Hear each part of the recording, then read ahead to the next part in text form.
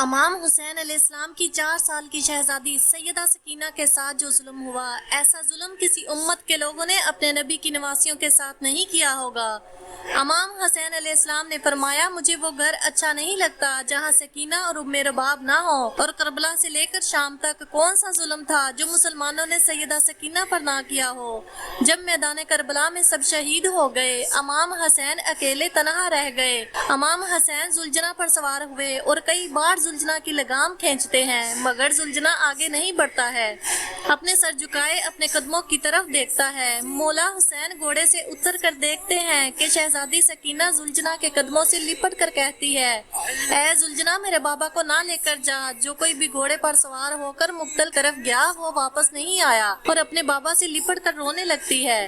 امام حسین شہزادی سکینہ سے بہت پیار کرتے ہیں اور 4 سال کی معصوم بچی کو سیدہ زینب کے حوالے کرتے ہیں۔ سیدہ زینب، سیدہ ام کلثوم اور تمام اہل حرم امام حسین سے لپٹ کر رونے لگتی ہیں۔ ایسا تھا کہ امام حسین کی رخصت پر ایک قیامت کا سماں آ گیا ہو، کوہرام مچ گیا ہو۔ بلاخر امام حسین نے اہتمام حجت کے بعد ایسی جنگ لڑی کہ یزیدی لوگ میدان چھوڑ کر بھاگنے لگے، یہاں تک کہ یزیدی لوگ 10 میل پیچھے ہو گئے۔ بلاخر اب زخمیوں سے چور چور زلجنہ پر سوار ہیں کہ آواز غیب آئی، پلٹ آئے، نفس مطمئنہ پلٹ آئیے، حسین میں تجھ سے راضی ہوں، تو بھی مجھ سے راضی ہو جا۔ بس حکم خدا سے امام حسین نے ذوالفقار کو میان میں رکھ لیا کہ اتنے میں سارے یزیدیوں نے ایک ساتھ حملہ کر دیا۔ سنان ابن انس نے ایک ایسا نیزہ مارا، آپ گھوڑے سے زمین کی طرف گرنے لگے۔ اتنے میں حرملین نے آپ کی پیشانی پر ایسا تیر مارا کہ آپ زمین پر گر گئے۔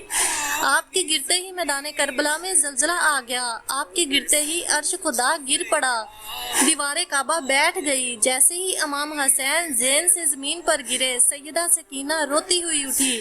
خیمے میں سیدہ سکینہ نے بی بی زینب سے پوچھا، پھوپھی اماں، بابا کہاں ہے؟ شہزادی زینب نے روتے ہوئے بتایا کہ بابا زین سے زمین پر آ گئے۔ سیدہ سکینہ دوڑتے ہوئے مقتل کی طرف گئی۔ ہر طرف یزیدی لشکر۔ سیدہ سکینہ نے لوگوں سے پوچھا، میرے بابا کہاں ہے؟ ان میں سے ایک ظالم بولا، تمہارے بابا کا نام کیا ہے؟ جیسے ہی سیدہ سکینہ نے فرمایا حسین، ظالم نے ایک تیر کو نکالا، امام حسین کو تیر مارتے ہوئے بتایا کہ دیکھ وہ تیرا بابا ہے۔ سیدہ سکینہ دوڑتے ہوئے بابا تک پہنچی اور آپ اپنے بابا کے سوکھے گلے پر کند خنجر چلتے ہوئے دیکھ رہی تھی۔ 4 سال کی بچی باپ کو قریب سے ذبح ہوتے ہوئے دیکھ رہی تھی۔ شمر ملعون سیدہ سکینہ کو دیکھ کر وہ کند خنجر سے اور ضربے لگانے لگا اور امام حسین کی گردن پر 13 ضربے لگایا۔ شمر ملعون چھری دکھا دکھا کر بی بی سکینہ کو امام حسین کی گردن پر مارنے لگا۔ امام حسین کی شہادت کے بعد ظالموں نے جسموں پر گھوڑے دوڑائے اور خیموں میں آگ لگا دی اور اہل حرم کو قید کر لیا۔ کربلا کے بعد ایک مرتبہ ایک شخص نے مدینہ میں امام زین العابدین سے پوچھا کہ اے نواسے رسول، بس اتنا بتا دیجئے کہ جب پہلی مرتبہ خیموں میں آگ لگائی تو چھوٹے چھوٹے بچے کیسے خیموں سے باہر آئے؟ سیدہ سجاد کے ہاتھوں میں تسبیح تھی، آپ نے روتے ہوئے فرمایا کہ جیسے تسبیح کے ٹوٹنے سے سارے دانے بکھر جاتے ہیں، ایسے ہی خیموں میں آگ لگتے ہی اہل بیت رسول کے چھوٹے چھوٹے بچے بکھر گئے۔ اللہ اکبر۔ جیسے ہی خیموں میں آگ لگی، شہزادی سکینہ جلتے ہوئے دامن کے ساتھ باہر آئیں۔ شمر ملعون نے آپ کے کانوں سے گوشوارے چھین لی اور اتنی بے رحمی سے دونوں کانوں کے گوشوارے کھینچے کہ آپ کے کانوں سے خون بہنے لگا، یہاں تک کہ دم آخر تک، دم شہادت تک بی بی سکینہ کے ہاتھ کانوں پر ہی رہتے تھے۔ اہل بیت رسول کو قید کر لیا گیا۔ جب بھی سیدہ سکینہ 4 سال کی بچی اپنے باپ کے کٹے ہوئے سر کو نیزے پر دیکھتی ہیں تو رونے لگتی ہیں۔ جیسے ہی بابا کی یاد میں روتی ہیں تو شمر ملعون تماچے مارنے لگتا ہے۔ 4 سال کی بچی کو اتنے تماچے مارتا ہے کہ آپ کے چہرے سے خون بہنے لگتا ہے۔ رونے پر بھی پابندی ہے۔ معصوم بچی کے قافلے چلتے چلتے اچانک سے رک جاتا ہے۔ جس نیزے میں امام حسین کا سر تھا وہ نیزہ وہیں رک جاتا ہے، وہیں نصب ہو جاتا ہے۔ شمر زین العابدین سے کہنے لگتا ہے کہ تمہارے بابا آگے کیوں نہیں بڑھتے ہیں؟ سیدہ سجاد نے سیدہ زینب سے فرمایا کہ پھوپھی اماں، بابا کا سر ٹھہر گیا ہے۔ سیدہ زینب نے دیکھا کہ بی بی سکینہ نہیں ہے، بی بی سکینہ کو ڈھونڈنا شروع کر دیا۔ سیدہ زینب نے دیکھا کہ ایک نقاب پوش خاتون ہے جو بی بی سکینہ کو اپنی گود میں لیے ہوئے ہے اور بی بی سکینہ سے بہت پیار کر رہی ہیں۔ سیدہ زینب نے فرمایا کہ اے بی بی، آپ کون ہو؟ جب سے ہمیں قید کر لیا گیا ہے ہم हमसे ऐसा रवैया किसी ने नहीं किया। वो बीबी ने चेहरे से नकाब को हटाकर फरमाया, ज़ैनब मैं हूँ तेरी माँ फातिमा। बीबी ज़ैनब भी माँ से लिपट कर रोने लगी। सैयदा ज़ैनब बीबी सकीना को लेकर वापस आ गई। वापस आते ही शिमर बीबी सकीना को तमाचे मारने लगा, कहने लगा कि तुम्हारी वजह से पूरा काफिला रुका हुआ था। तमाचा लगते ही बीबी सकीना चाचा अब्बास को याद करके रोने लगी। तो वह शैतान नमा इंसान शिमर मलून ने बीबी सकीना को ऊंट की पुश्त पर रस्सी से बांध दिया।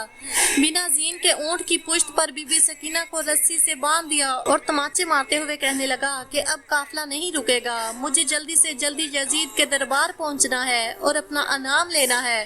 हुसैन के सर को मैंने ही कलम किया है, मुझे सबसे ज्यादा मालो दौलत मिलेगा। जैसे ही काफिला शाम पहुंचा, यजीद के दरबार में यजीद कहने लगा अपने सिपाहियों से कि ये कौन है। इन लोगों ने कहा कि ये अली की बेटियां हैं। फिर पूछा कि वह छोटी बच्ची कौन है। इन लोगों ने कहा कि वो सकीना है, हुसैन की बेटी है। सैयदा सकीना दरबार यजीद में इस तरह से खड़ी थी कि आपका एक पैर जब ऊपर होता तो दूसरा पैर नीचे, और जब एक पैर नीचे होता तो दूसरा पैर ऊपर होता। ये देखकर यजीद कहने लगा कि सकीना तुम इस तरह से क्यों खड़ी हो। बीबी सकीना ने कहा तुम्हारे सिपाहियों ने हमारी रस्सियों को इतना शदीद बांधा है कि हम एक साथ दोनों पैर को भी नीचे नहीं रख सकते हैं। यजीद कहने लगा कि रस्सियों को खोल दो, और बीबी सकीना से कहने लगा कि हमने सुना है कि तुम्हारे बाबा तुमसे बड़ा प्यार करते हैं, बाबा से मिलना चाहोगी। बस इतना कहकर यजीद लांती ने इस तश्त में से कपड़ा उठाया। हुसैन देखते ही बीबी सकीना रोते रोते आगे ही आ रही थी कि यजीद कहने लगा कि ऐसे नहीं सकीना, मैं तुम्हारी मोहब्बत का इम्तहान लूंगा, वहीं से पुकारो, देखते हैं कि तुम्हारे बाबा खुद तुम्हारे पास आएंगे। बीबी सकीना ने रोते रोते पुकारा, बाबा मेरी मोहब्बत का इम्तहान है, मेरे पास आ जाइए। बस बीबी सकीना का इतना कहना ही था कि सर हुसैन उठा और बीबी सकीना की गोद में आ गया। सैयदा सकीना अमाम हुसैन की रुखसार पर रुखसार रख कर रोने लगी। यजीद ने अपने सिपाहियों को हुक्म दिया कि सबको जिंदान में कैद कर दो। तमाम अहले हरम को जिंदान में कैद कर दिया गया।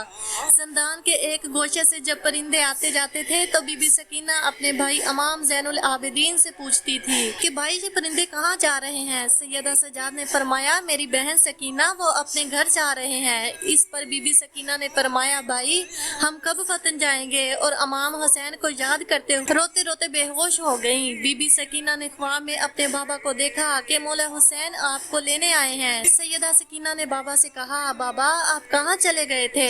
आपके जाने के बाद शिमर ने मेरे गोशवारे छीन लिए और मुझे इतने तमाचे मारे। बाबा अब आप मुझे छोड़कर ना जाना। मौला हुसैन ने हाथों को फैला कर फरमाया आ जाओ मेरी सकीना।